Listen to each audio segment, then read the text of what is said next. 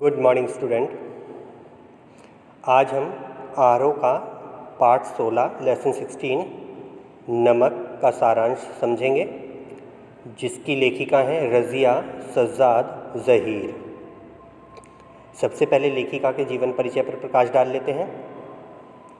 रज़िया सज्जाद ज़हीर का जन्म 15 फरवरी सन 1917 को राजस्थान के अजमेर में हुआ। इन्होंने बीए तक की शिक्षा घर पर रहकर ही प्राप्त की। शादी के बाद इन्होंने इलाहाबाद से उर्दू में एमए की परीक्षा उत्तीर्ण की। सन 1947 में वे अजमेर से लखनऊ आईं और वहाँ करामात हुसैन गर्ल्स कॉलेज में पढ़ाने लगीं।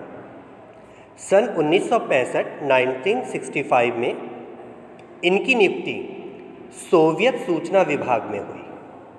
इन्होंने सोवियत भूमि नेहरू पुरस्कार, उर्दू अकादमी उत्तर प्रदेश पुरस्कार, अखिल भारतीय लेखिका संघ अवार्ड आदि प्राप्त किया। इनकी मृत्यु 18 दिसंबर सन 1969 में हुई। इनकी प्रमुख रचनाएं जर्द गुलाब है। आधुनिक उर्दू कथा साहित्य में इनका महत्वपूर्ण स्थान है। इन्होंने कहानी, उपन्यास व बाल साहित्य भी लिखा है। इन्होंने मौलिक लेखन तो किया ही है, साथ ही अन्य भाषाओं के साहित्य का भी उर्दू में अनुवाद किया है। सामाजिक यथार्थ व मानवीय गुणों का सहज सामंजस्य इनकी कहानियों में देखने को मिलता है। भाषा शैली जो इनकी है, उर्दू लेखिका रज़िया जी की भाषा सहज है, सरल है और मुहावरेदार है। इनकी कुछ कहानियाँ हिंदी में भी रूपांतरित हो चुकी हैं। तो अब हम अपने पाठ की तरफ चलते हैं। नमक। जो प्रस्तुत कहानी है नमक, इसमें भारत और पाकिस्तान विभाजन के बाद सरहद के दोनों तरफ के जो विस्थापित लोगों के दिलों को टटोलने का प्रयास किया गया है। दिलों को टटोलने की इस कोशिश में अपने पराए देश परदेश की कई प्रचलित धारणाओं पर सवाल खड़े किए गए हैं। तो पाठ का सारांश इस प्रकार है।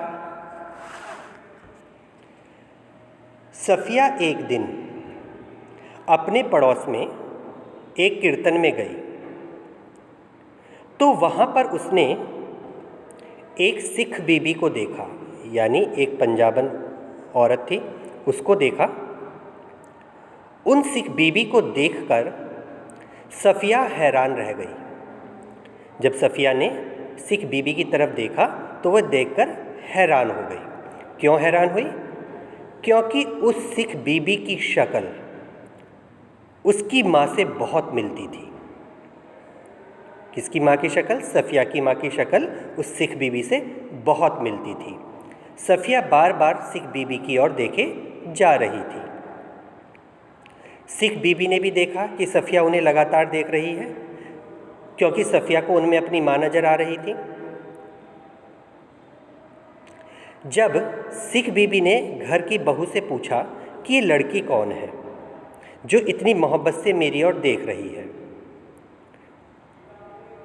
तो बहू ने बताया कि ये मुसलमान है और इसका नाम सफ़िया है और कल ये लाहौर जा रही है। जैसे ही सिख बीबी ने बहू के मुंह से लाहौर का नाम सुना तो वह कुछ प्रशंसी हो गई और उठकर सफ़िया के पास आ बैठी और उससे बातें करने लगी। सिख बीबी ने सफ़िया को बताया कि पहले वो लाहौर रहती थी, उनका वतन लाहौर है और वो बहुत प्यारा शहर है। वो लाहौर की पुरानी यादों में खो गईं और सफ़िया को बताने लगीं।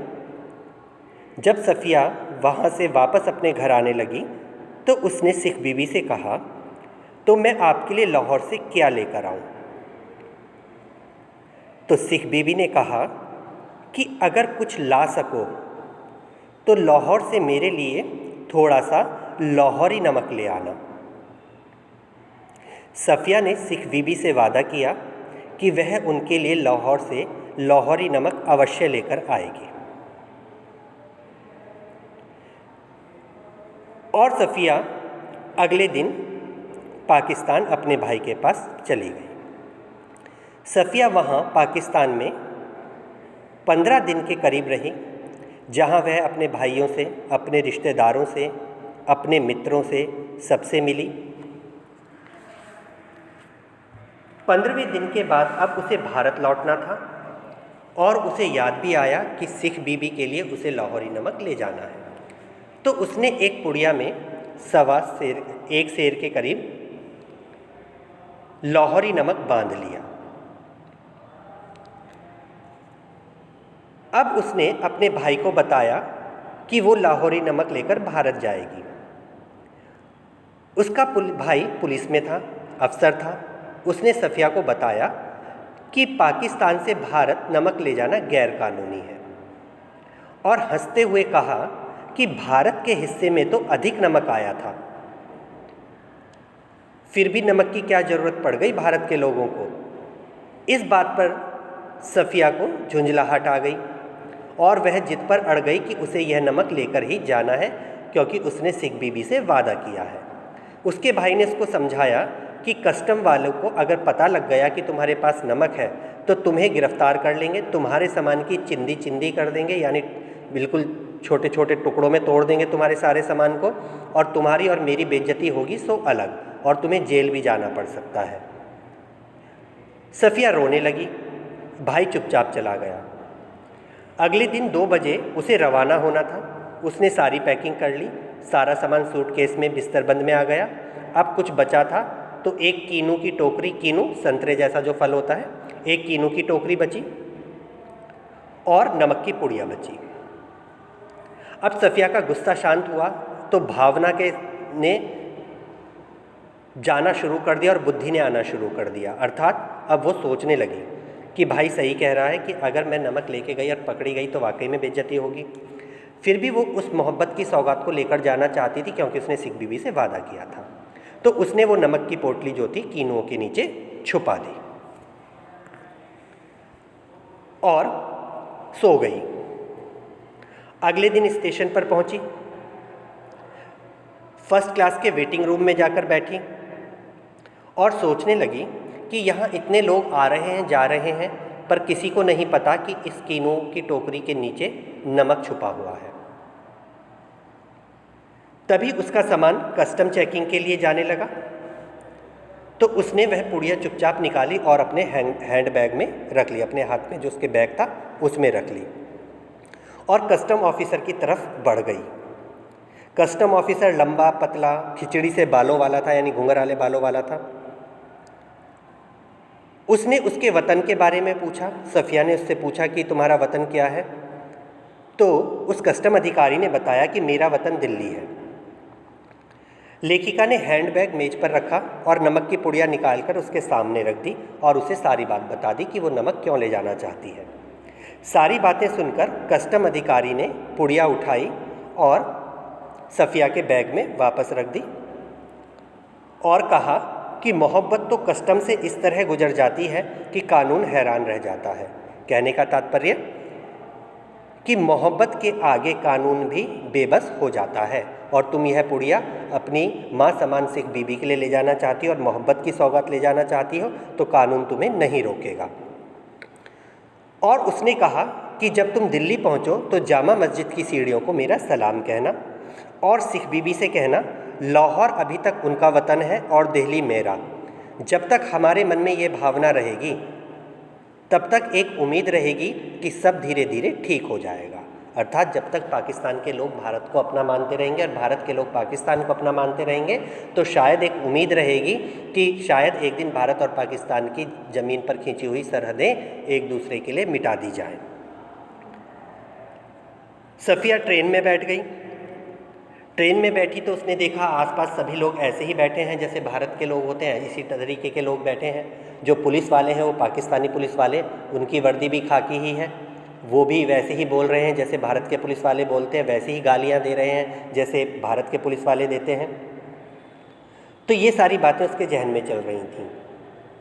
पता ही नहीं चला कि कब वह लाहौर ख़त्म हो गया और वह अमृतसर में चली आई। अमृतसर में कस्टम की जांच शुरू हुई तो वह वहाँ भी कस्टम ऑफिसर के पास पहुँची। कौन? सफ़िया, जो अमृतसर का कस्टम ऑफिसर है।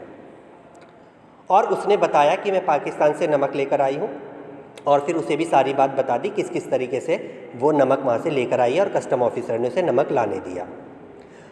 उस अफसर ने, कस्टम अधिकारी ने सफ़िया को अपने साथ चलने को कहा। वो उसे एक कमरे में ले गया और उसे बैठने के लिए कहा और एक पुलिस वाले को आवाज़ लगाई।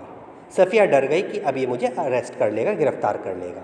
लेकिन पुलिस वाले से उसने कहा कि 2 चाय लेकर आओ, और मेज़ की दराज से एक किताब निकाली जिसके पहले पन्ने पर लिखा था, शमशुल इस्लाम की तरफ से सुनील दास गुप्ता को प्यार के साथ, ढाका 1946।